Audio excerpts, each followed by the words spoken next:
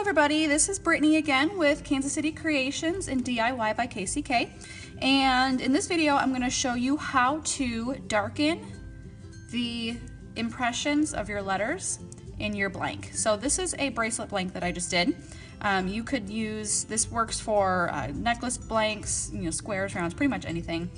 A lot of people prefer to color their blanks with a substance called liver of sulfur. However, I don't like using chemicals, and I find this way to be a little bit easier.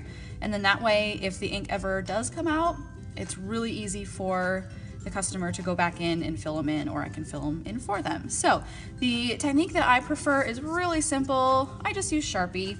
And the cool thing about using Sharpie is you can use different colors.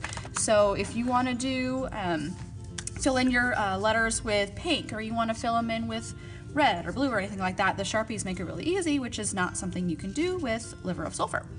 So all you do is you're going to color it in.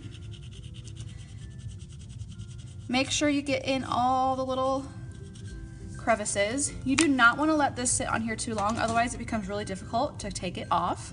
And then I use a yellow sunshine cloth. You can use a microfiber cloth, but I really like these sunshine cloths.